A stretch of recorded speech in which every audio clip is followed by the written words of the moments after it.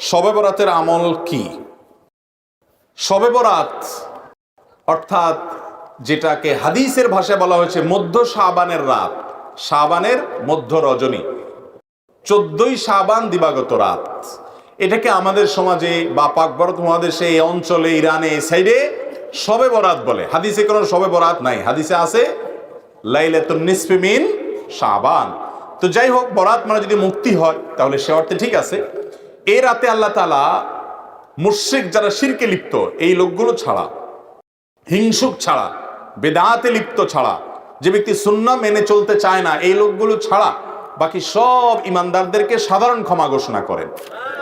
আল্লাহর সাধারণ ক্ষমা ঘোষণা পাওয়ার জন্য যদি বলেন যে মধ্য শাবান রাত বা যেটাকে শবে বরাত বলি আমরা, এই হাদিসে যেটাকে মধ্য শাবান রাত বলা হয়েছে, সে রাতের আমল যদি বলেন, তাহলে আমি বলবো শিরক থেকে মুক্ত হন, হিংসা থেকে, বিদ্বেষ থেকে, শত্রুতা থেকে মুক্ত হন, কারোর পিছে লাগালাগি করেন না, অন্তরে কারোর প্রতি ক্ষোভ, হিংসা থাকলে, শত্রু থাকলে মুছে ফেলান, পরিষ্কার হয়ে যান এবং বিদআত থেকে মুক্ত হয়ে যান, সুন্নতকে আঁকড়ে ধরেন। ইনশাআল্লাহ আপনি সাধারণ ক্ষমা আল্লাহর পক্ষ থেকে পাবেন। কথা কি বুঝাতে পারছি? এছাড়া যদি এ রাতে কেউ ব্যক্তিগতভাবে আমল ইবাদত করে, অন্য রাতেও করে, এ রাতে আল্লাহ ক্ষমা করেন, এতটুকু অন্তত হাদিস দ্বারা সাবেত অবশ্যই আছে।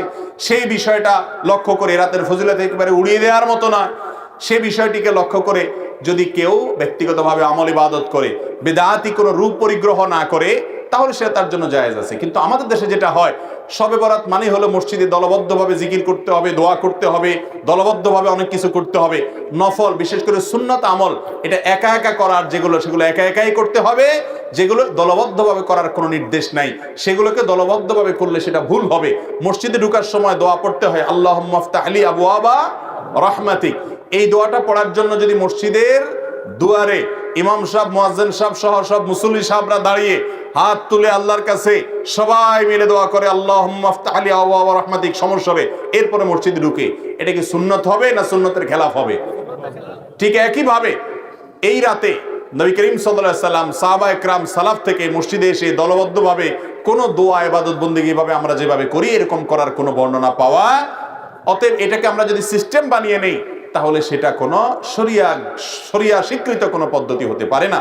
বিধায় এই রাতকে কেন্দ্র করে অনেক কাজ, বেশিরভাগ কাজগুলো আমাদের সমাজ যত কাজ প্রচলিত আছে শবে বরাতকে কেন্দ্র করে বেশিরভাগই কোনো এগুলার কোনো অস্তিত্ব হাদিসে খুঁজে পাওয়া যায় না। যেমন হালুয়া খান, শবে বরাত মানে হালুয়া, এটা তো একটা কমন আইটেম। ভাই হালুয়া কারোর খাইতে চাইলে খান, ভিন্ন কথা, কিন্তু এই রাতে খাইতে হবে, এই হাদিস বানায়া, জাল হাদিস বানায়া খাওয়া জায়েজ নাই। আপনি এমনি অন্য সময় খান, এ রাত্রেও খান, কিন্তু আপনি অন্য কোনো সময় খান না। এটা এটার খাওয়ার ফজিলত বানাইছেন কি, যে নবীজির দাঁত ভাঙছে সেজন্য হালুয়া খাইছে, তাই আমরা ভালো দাঁত নিয়ে হালুয়া খাইতেছি।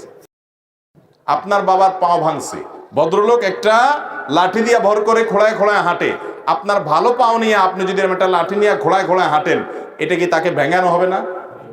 এই ভেঙানোর কারণে এটা কি বাপের সম্মান দেয়া হবে নাকি তার সাথে তামাশা করা হবে? আর দ্বিতীয় কথা হলো, নবী করিম সাল্লাল্লাহু আলাইহি সাল্লামের উহুদের যুদ্ধ এই শাবান মাসে বা তার আগের মাসে হয়ই নাই যে তিনি হালুয়া খাইছেন। বিধায় এই সমস্ত জাল হাদিস আমরা আমল করব না। এই উপলক্ষে আপনার আতশবাজি করা সহ অনেক ভুলভাল কাজ আছে, সেগুলো আমরা করব না।